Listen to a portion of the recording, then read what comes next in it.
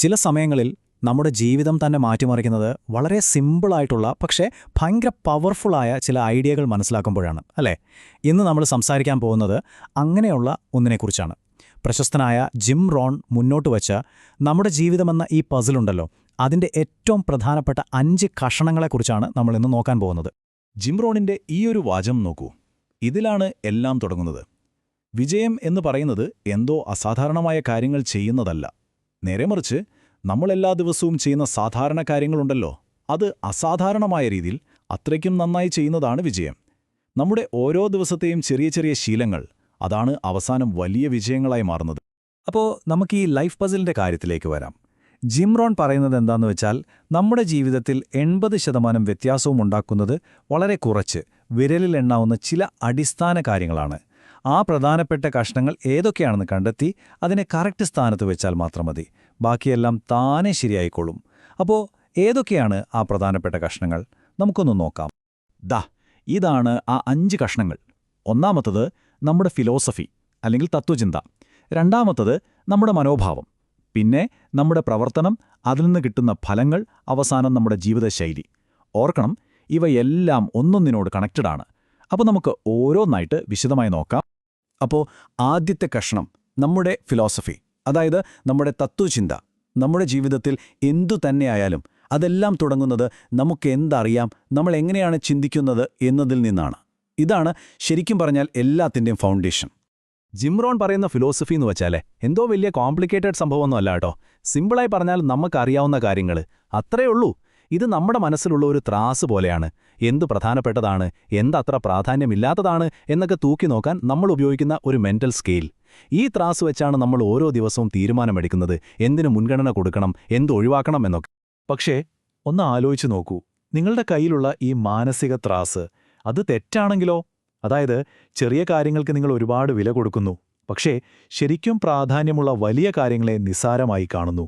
അങ്ങനെയാണെങ്കിൽ അത് നിങ്ങളുടെ ജീവിതത്തെ എത്ര മോശമായിട്ടായിരിക്കും ബാധിക്കുക, അല്ലേ? ജിം റോൺ ഇത് മനസ്സിലാക്കി തരാൻ ഒരു കിടിലൻ ഉദാഹരണം പറയുന്നുണ്ട്.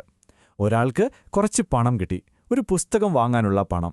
പക്ഷേ അയാൾ ആ പൈസയ്ക്ക് കുറച്ച് ഡോനട്ട്സ് വാങ്ങിക്കഴിച്ചു. ഒറ്റയടിക്ക് നോക്കുമ്പോൾ ഇതൊരു വലിയ തെറ്റൊന്നുമല്ല അല്ലേ? ഒരു ചെറിയ കാര്യം. പക്ഷേ ഇതൊരു ശീലമാക്കിയാലോ? 10 വർഷം അയാൾ ഇത് തന്നെ ആവർത്തിക്കുന്നു നോക്കുക. 10 വർഷം കഴിയുമ്പോൾ അയാളുടെ കയ്യിൽ എന്തുണ്ടാകും? 2 ടൺ ഡോണറ്റ്സും കഷ്ടിച്ച് 2 പുസ്തകങ്ങളും. കണ്ടോ? ഇതുപോലെ ചെറിയ ചെറിയ തെറ്റായ തീരുമാനങ്ങളിങ്ങനെ കൂടിക്കൂടി വന്നിട്ടാണ് ജീവിതം ഒരു ശരാശരി ലെവലിൽ ഒതുങ്ങിപ്പോകുന്നത്.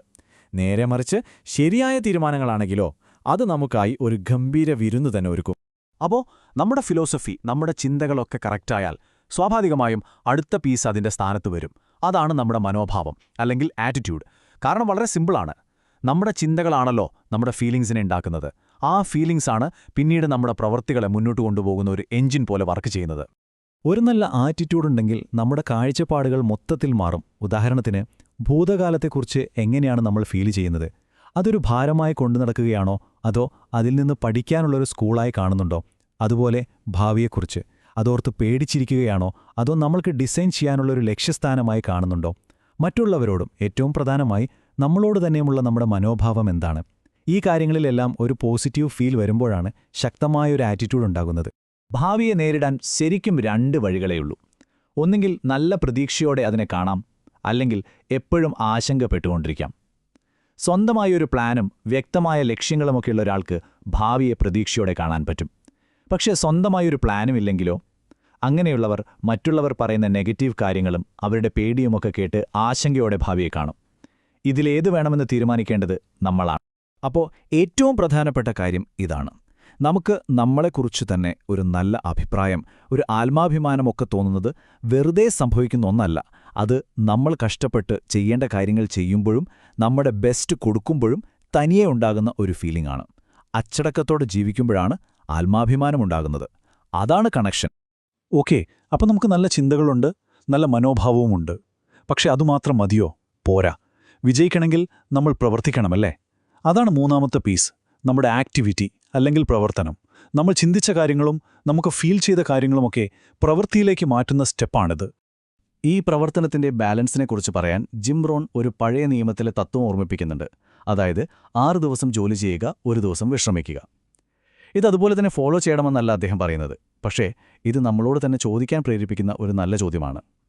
നിങ്ങളുടെ ജീവിതത്തിൽ ജോലിയും വിശ്രമവും തമ്മിലുള്ള ഒരു അനുപാതമുണ്ടല്ലോ, ആ റേഷ്യോ കറക്റ്റാണോ? വിശ്രമത്തിന്റെ ഉദ്ദേശം എന്താണെന്ന് നമ്മൾ ശരിക്കും മനസ്സിലാക്കണം.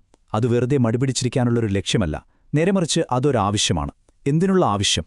വീണ്ടും എഴുന്നേറ്റ് കൂടുതൽ കാര്യങ്ങൾ ചെയ്യാനും കൂടുതൽ നേട്ടങ്ങൾ കൈവരിക്കാനുമുള്ള എനർജി റീചാർജ് ചെയ്യാനുള്ളൊരു മാർഗം. ജീവിതത്തിന്റെ ലക്ഷ്യം നേട്ടങ്ങൾ കൈവരിക്കലാണ്, വിശ്രമമല്ല. അപ്പോ ഈ പ്രവർത്തനത്തെക്കുറിച്ചുള്ള എല്ലാ ആശയങ്ങളെയും നമുക്ക് ഒരൊറ്റ കാര്യത്തിലേക്ക് ചുരുക്കാൻ പറ്റും. എന്താണെന്ന് വെച്ചാൽ, നിങ്ങൾ എന്ത് തന്നെ ചെയ്താലും നിങ്ങൾക്ക് ചെയ്യാൻ കഴിയുന്നതിൻ്റെ ഏറ്റവും ബെസ്റ്റ് ചെയ്യുക. അത്രയുള്ളൂ.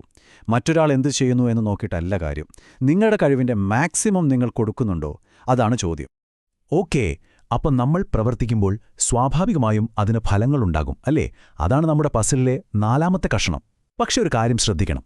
ഈ ഫലങ്ങളെന്ന് പറയുന്നത് നമ്മുടെ അവസാനത്തെ മാർക്ക് ഷീറ്റൊന്നുമല്ല, അതിനൊരു ഫീഡ്ബാക്കായിട്ടാണ് കാണേണ്ടത്. അതായത്, നമ്മൾ ഇതുവരെ സംസാരിച്ച ആദ്യത്തെ 3 കഷണങ്ങളുണ്ടല്ലോ, നമ്മുടെ ചിന്ത, മനോഭാവം, പ്രവർത്തനം, ഇതൊക്കെ ശരിയായ ട്രാക്കിലാണോ പോകുന്നത് എന്ന് ചെക്ക് ചെയ്യാനുള്ളൊരു ടൂൾ. ജീവിതത്തിലെ ഏറ്റവും വലിയ വെല്ലുവിളി എന്താണെന്ന് വെച്ചാൽ, ഒരു നിശ്ചിത സമയത്തിനുള്ളിൽ നമുക്ക് അളക്കാൻ പറ്റുന്ന രീതിയിലുള്ള പുരോഗതി ഉണ്ടാക്കുക എന്നതാണ്. ഒരു ഉദാഹരണം പറഞ്ഞാൽ, ഒരു കുട്ടി 4ാം ക്ലാസ്സിൽ പഠിക്കുമ്പോൾ ഏകദേശം 1 വർഷം കൊണ്ട് ആ ക്ലാസ് പാസ്സാകുമെന്ന് നമ്മൾ പ്രതീക്ഷിക്കും. അതുപോലെയാണ് നമ്മുടെ ജീവിതവും. കൃത്യമായ ഇടവേളകളിൽ നമുക്ക് എന്തെങ്കിലും പുരോഗതിയുണ്ടോ എന്ന് നമ്മൾ സ്വയം ഒന്ന് പരിശോധിക്കണം. ഒരിക്കലൊരാൾ ജിം റോണിനടുത്ത് വന്നിട്ട് ചോദിച്ചൊരു ചോദ്യമുണ്ട്. ഞാൻ ഒരു വർഷം $50,000 ഉണ്ടാക്കുന്നുണ്ട്. എൻ്റെ എല്ലാ ചെലവുകളും അതുകൊണ്ട് നടന്നു പോകുന്നുണ്ട്. അപ്പോൾ ഇത് മതി എന്ന് പറയാൻ പറ്റുമോ? വളരെ നല്ലൊരു ചോദ്യമാണല്ലേ? ഇതിന് അദ്ദേഹം കൊടുത്ത മറുപടി വിജയത്തെക്കുറിച്ച് നമ്മൾ ചിന്തിക്കുന്ന രീതിയെ തന്നെ മാറ്റിമറിക്കും. ഇതായിരുന്നു ജിം റോണിൻ്റെ മറുപടി. തീർച്ചയായും അത് മതി, പക്ഷെ ഒരു കണ്ടീഷനുണ്ട്. നിങ്ങൾക്ക് ചെയ്യാൻ കഴിയുന്നതിൻ്റെ ഏറ്റവും ബെസ്റ്റ് അതാണെങ്കിൽ മാത്രം. അതായത്, മതിയെന്ന് പറയുന്നത് ഒരു തുകയല്ല.